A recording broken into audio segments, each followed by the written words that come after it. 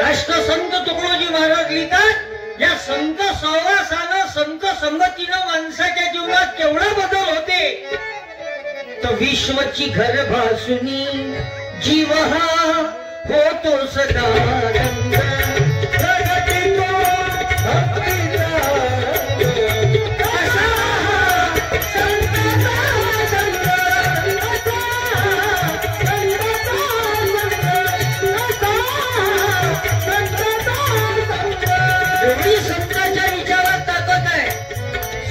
संत फुलाजी बाबाच्या विचारात जेवढी ताकद आहे, यांच्या कव्हरेज मध्ये काऊन घ्यावं लागते माणसाने, त्याचे कारण आहे अहंकार जातो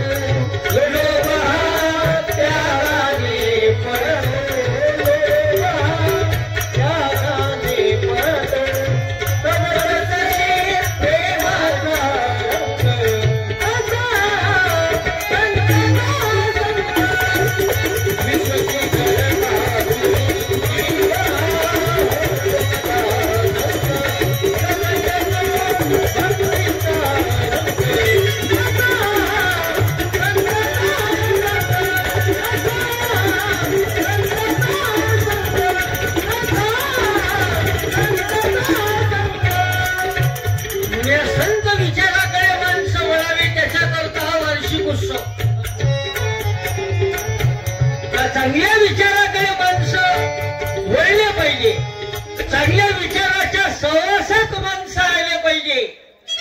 माणसाची सामाजिक आणि आध्यात्मिक उन्नती झाली पाहिजे. त्याच्यासाठी फुलाजी बाबांना गावागावामध्ये ध्यान मंदिराची स्थापना केली. कशासाठी ध्यान मंदिर? तर माणूस चांगल्या सहवासात आला पाहिजे, चांगल्या संगतीमध्ये माणूस बसला पाहिजे. कारण संगत माणसाच्या जीवनात महत्वाची असते का? संगत संगत किती महत्वाची आहे. जसं शेंगदाणे चिरंजी सोबत जर खाल्ले तर त्याचा प्रसाद होते. चिरंजी समजते ना तुमच्या इकडं? आणि शेंगदाणे समजते. शेंगदाणे चिरंजी सोबत जर खाल्ले तर त्याचा प्रसाद होते. आणि ते शेंगदाणे जर दारू सोबत जर खाल्ले तर त्याचा चकना होते. शेंगदाणे तेच आहे. संगत बदलली का नाही? असं माणसाची संगत महत्वाची आहे. या जीवनामध्ये 3 गोष्टी महत्वाच्या आहेत: मित्र, चित्र आणि तिसरा आहे चरित्र. मित्र, आपली संगत कशी आहे हे तपासणं आवश्यक आहे. बरोबर आहे. चित्र म्हणजे माणसानं डोळ्यानं चांगलं पाहिलं पाहिजे, कारण जसं माणूस पाहिजे तसं माणसाचं मन. आणि ह्या 2 गोष्टी जर बरोबर असेल तर माणसाचं चरित्र जागेवर. माणूस चारित्र्य संपन्न व्हावा त्याकरता संत येत असतात. त्यांचा विचार त्यासाठी असतो. पण तुमचं गाव खरंच भाग्यवान गाव आहे, सुंदर गाव आहे. बाबूराज कुठून कुठून लोक नाही ऐकून राहिली. हे तर क्वारंटाईनच झाले आहे वाटते बाबा. तुमचे काही काही एवढी जागा सोडली, भिंतीवर जाऊन बसले. म्हणजे अंजनीच्या सुता तुला रामाचं वरदान,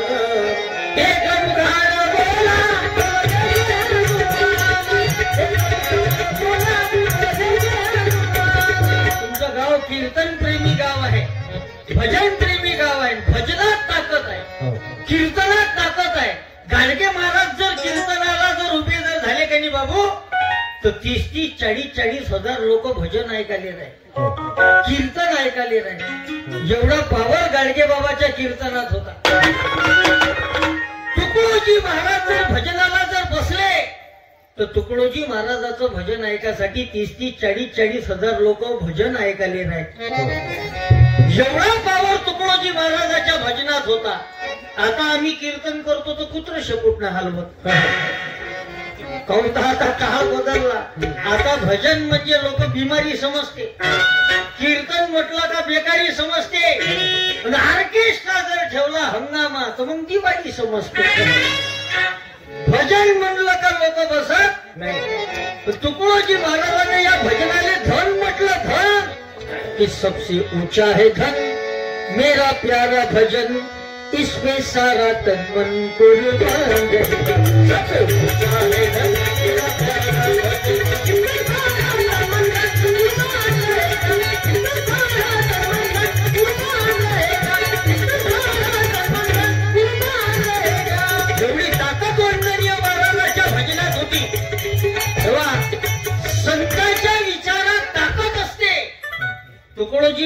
महाराजानं भजन म्हटलं सेवाग्राम आश्रमात, तर महात्मा गांधीनं मौन सोडून टाकलं. सत्य आहे का नाही? म्हणजे महाराजाच्या शब्दात ताकद असेल का नाही काका? महात्मा गांधीच्या शब्दात ताकद होती. ज्याने इंग्रजाने म्हटलं चले जाओ, गेले का नाही इंग्रज? गेले का? डबल आले का? गांधीजीच्या शब्दात ताकद होती. त्याने इंग्रजाले म्हणलं चले जाओ, इंग्रज गेले. आपण आपल्या घरच्या कुत्र्याले फक्त हाड म्हणा, ते कुत्रा आपल्यावर बफरते. आपलं वजन कुत्र्यावर पडत नाही, आणि महात्मा गांधीचं वजन इंग्रजावर पडलं. तेव्हा सत्य, इमानदारीनं, प्रामाणिकपणानं जीवन जगणाऱ्या माणसाचा प्रभाव होत असते. आचरणशील माणसाचा प्रभाव होत असते. संत फुलाजी बाबा यांना मानणारा तुमच्या भागामध्ये मोठ्या प्रमाणात भक्त परिवार आहे. माझा आता कार्यक्रम झाला वांगडी नावाच्या गावात, वानकडी गाव, त्याच्यानंतर आसिफाबाद जिल्हा, आणि मग त्याच्यानंतर झाला हेरा फेरी.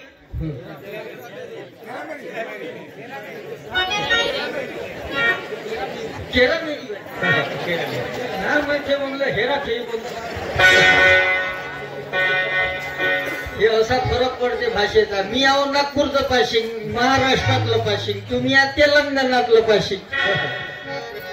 पण त्या केरामेरी मध्ये बाबासाहेब आंबेडकरांच्या पुतळ्याच्या अनावरणाच्या निमित्तानं कार्यक्रम झाला, आणि वानकडी नावाच्या गावात संत फुलाजी बाबाच्या उत्सवात आम्ही येऊन गेलो.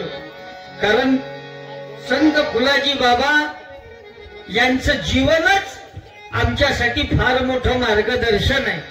अत्यंत त्यागी जीवन, आणि कधी लोकांना अंधश्रद्धेकडे नेलं नाही, कर्मकांड सांगितलं नाही, बुवाबाजी पसरवली नाही, लोकांना सत्य मार्ग दाखवला, सत्य वाट दाखवली.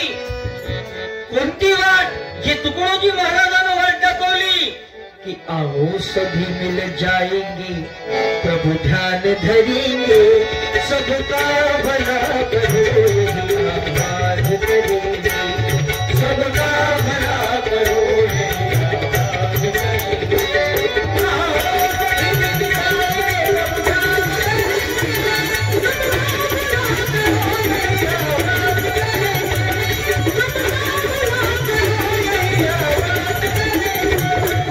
माणसाचं चित्त स्थिर व्हावं, त्याकरता ध्यान प्रणाली सद्गुरू फुलाजी बाबांना दिली.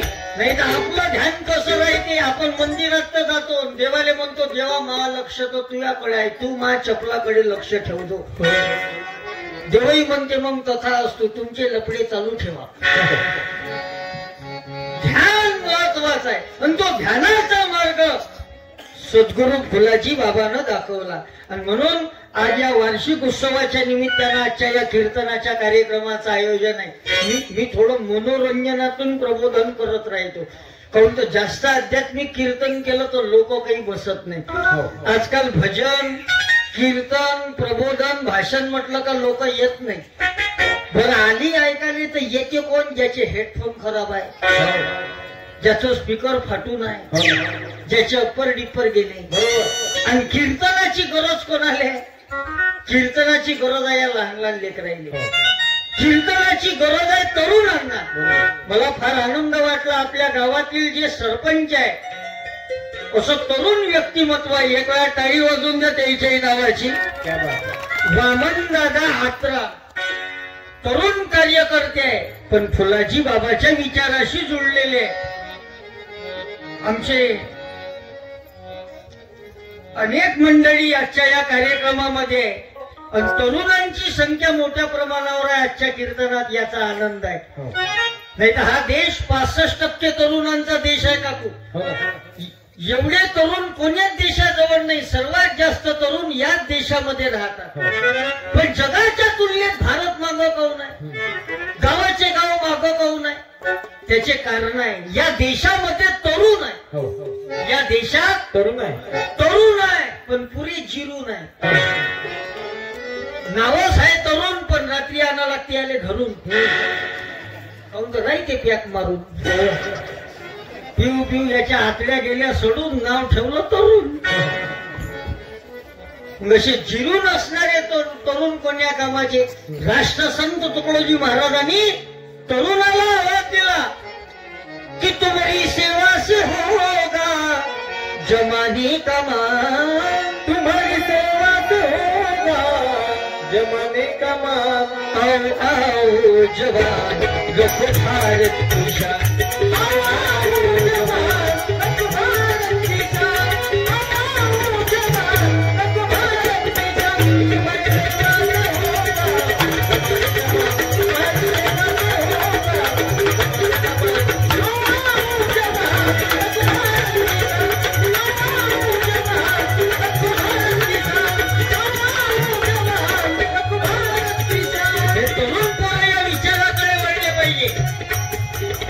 नाही तर अलीकडला काळ वाईट आहे.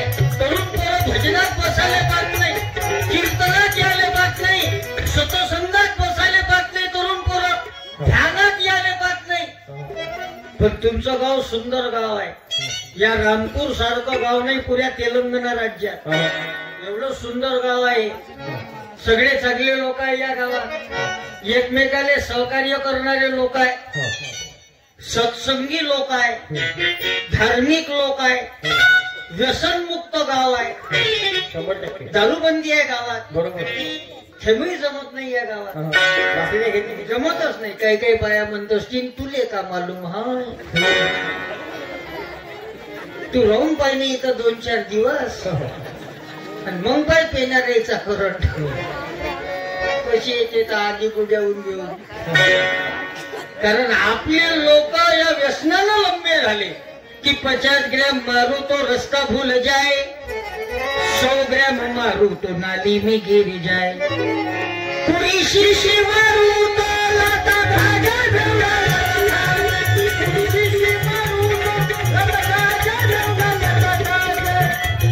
तसं मला आज दारू विषयावर जास्त बोलायची आवश्यकता नाही. कारण इथं बसणारे कोणीच लोक पियत नाही. जमतच नाही.